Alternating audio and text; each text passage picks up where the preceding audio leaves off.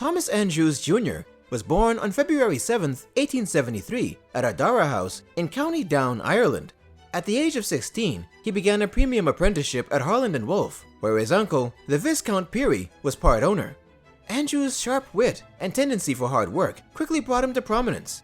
He became well loved in the company, as well as amongst the shipyard's employees. He was described as cheery, optimistic, friendly, and generous. Basically, an all-around cool dude, which always bodes well for major characters in a story like this one, right? Right?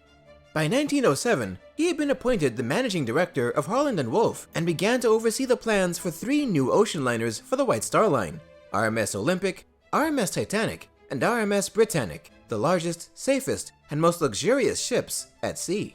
Andrews went on Titanic for her sea trials as well as her maiden voyage. Though his initial inspections pleased him, when the ship departed Southampton and nearly collided with the liner SS City of New York, he thought that the situation was, quote, decidedly unpleasant. Don't worry, Andy, old boy. That's just what we call God's best foreshadowing. At 11:40 p.m. on April 14th, Titanic struck an iceberg. Andrews' first response was to assure everybody that they were absolutely safe, that the ship was unsinkable, and that she could break in 3 separate and distinct parts, and each part would stay afloat indefinitely.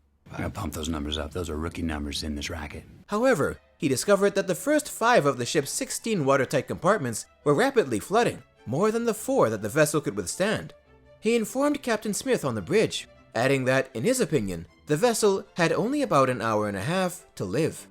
Andrews helped to prepare passengers below decks for evacuation, and also assisted in getting women and children aboard the lifeboats.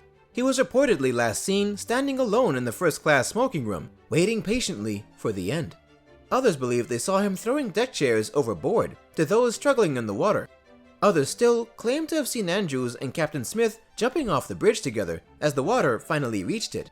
Whatever the case, in the end, Thomas Andrews was never seen again, and is counted among the 1,500 souls that perished that night in the cold waters of the Atlantic, leaving this world as one of those genuinely kind souls that didn't deserve the hand life dealt him.